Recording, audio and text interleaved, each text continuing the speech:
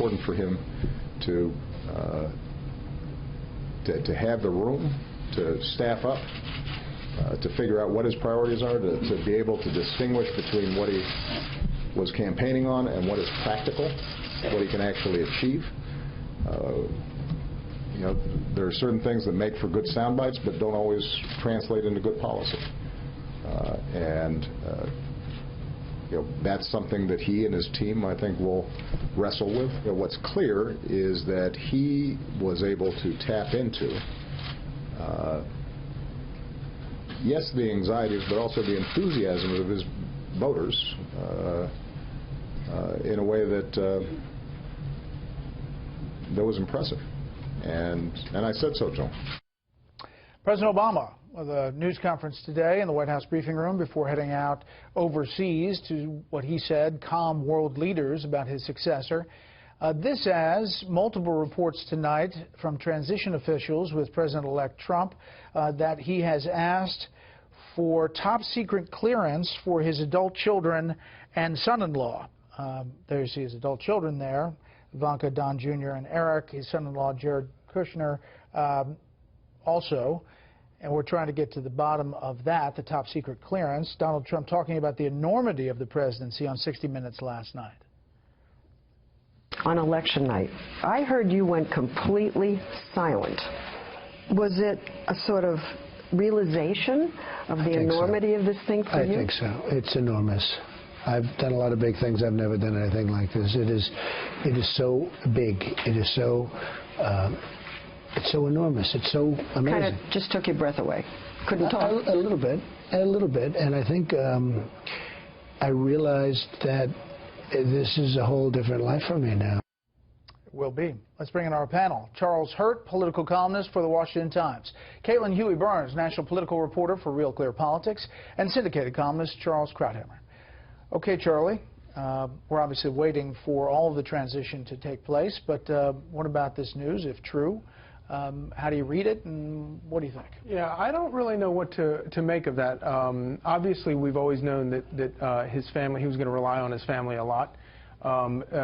Probably not quite that much, but it isn't a surprise that he's going to rely on them and have them. They've been an integral part of the campaign so far, and I think a lot of people probably expected them to be involved with the administration itself.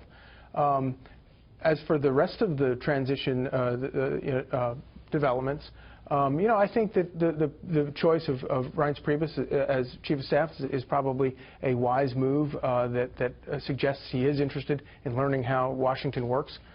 He's had a great advantage not really knowing or caring how Washington works, just denouncing it. And then the choice of Steve Bannon, Bannon has been, even before he became a formal part of the campaign, has kind of been the heart and soul of the campaign itself. He was sort of the, channeling so many of these issues that drove Donald Trump to victory. And we'll talk more about Bannon in the second panel and some of the reaction that we've seen, Caitlin. But on this day, when you see the president coming out, defending his legacy, but also saying that people who didn't vote for Donald Trump need to give him a chance, your thoughts on what turned out to be a pretty long news conference this afternoon? Right. President Obama is in this delicate situation where he has to ensure the peaceful transfer of power. He's about to go overseas and assure people that things are fine, things are peaceful in our country. But he's also facing the prospect of having his main legacy items unraveled by Republicans who now will control Congress and the White House. And that's something that the president did not expect. That's something that Democrats in Washington did not expect either. Many people were surprised by that. So having to go out there and talk about Trump in a respectful way, I think, is challenging for a lot of Democrats who are also very agitated right now by that Bannon pick.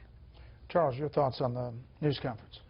Well, I think the president is concentrated truly, and I give him credit for this, on a smooth transition. And in part, it was the near catatonic seriousness and soberness of his presentation. His party is losing its mind. You get Harry Reid giving out these unbelievable statements. He ought to be tied down, perhaps medicated. You've got the president setting a different example. He's essentially trying to say, and also it's a signal to leaders overseas, this is not as catastrophic as you think. We're going to make it a smooth transition. He's a reasonable guy. He didn't say that about Trump, but he said he was implying he's within the bounds. The other thing is, I do think he feels a debt to the Bushes. He didn't have a lot of use for them, and he abused them, even in his inaugural address. But now he realizes what a gift it was, the way they treated him in the transition coming in. And I think he feels it's part of his job, or it's something to aspire to replicate that. And that's what I think he's trying to do. Wall Street Journal writing about their time together, saying, during their private White House meeting on Thursday, Mr. Obama walked his successor through the duties of running the country. Mr. Trump seemed surprised by the scope, said people familiar with the meeting. Trump aides were described by those people as unaware that the entire presidential staff working in the West Wing had to be replaced at the end of Mr. Obama's term. After meeting with Mr. Trump, the only person to be elected president without having held a government or military position, Mr. Obama realized the Republican needs more guidance. He plans to spend more time with his successor than presidents typically do. You know, Charlie, I mean, this kind of, behind-the-scenes leak to reporters, publicly saying you're doing everything you can and shoring him up, but privately saying this guy needs to be walked through this a little bit more. Yeah, and I have to say that, of course, Charles, I agree with what Charles said about the sort of the tone of Obama's comments today. And although he refused to say he did think that that Trump was fit to serve. But so much of it was this strange, it was almost like he was spiking the ball, and I've never seen a guy who just lost a game spike a ball. But it was this strange thing where it was almost like he was saying, oh, I didn't lose this, by the way. We didn't lose this because of me. We lost it because of Hillary Clinton. And then he started, like, his glory days of when he beat Hillary Clinton back in Iowa in 2008 or whatever. It was just this very strange thing. And I don't know what possessed him that made him think that this was going to be helpful or to anyone other than himself. Maybe. Well, I mean, I think Charles would call it... It's exactly right. In denial. This guy, I was leaving it for you. That was a setup. It was like you teed it up for me. It was quite remarkable.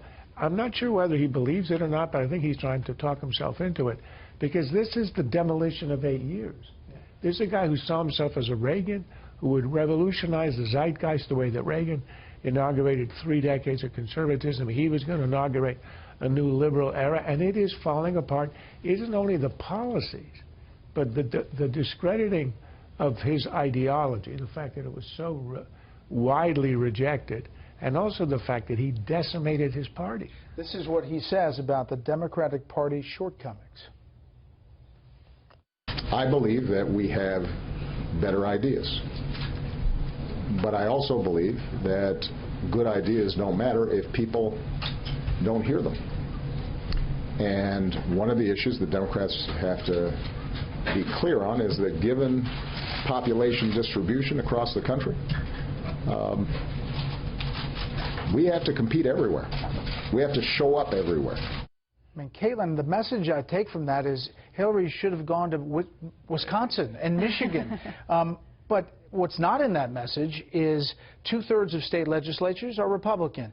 34 governors are Republican. The House and the Senate is now Republican under this president. Right. Something like 900 legislative seats have been turned over to Republicans under Obama's tenure. Also, you only have a handful of states that have a Democratic trifecta, and you have lots of Republican ones. So this is something that is serious that the Democratic Party has to face right now. They haven't cultivated a Democratic bench. They haven't been focused on bringing people up. Obama was certainly a transformative figure for the party, but he has shown in these elections that they turn out for him and not for Democrats. So he's kind of been separated a little bit from the party. And to Charlie's point earlier, Obama spent several months campaigning for Clinton. He was supposed to bring her over the finish line. And so I think Democrats are looking at that, too, and asking why that didn't work. I mean, let's not sugarcoat it here. He was on multiple radio shows and TV shows saying, my legacy is on the line, especially in African-American communities that did not show up for Hillary Clinton in the same numbers or even near close. He said, I will take it as a personal insult if you don't turn out, support me, and have our side win. Well, he was personally insulted. I think this is a textbook that historians are going to see him as a textbook definition of a guy who won on hope and change, who won with a wave of goodwill, and who completely destroyed his presidency with liberal overreach, beginning with Obamacare. And this is a rejection of ideology, unless the Democrats understand that. If they go left to a Sanders or a Warren in the future, they are not going to survive as a party. Well, especially if Donald Trump goes to African-American communities and somehow, or those hollowed out communities in the Midwest and turns it around. But we will see.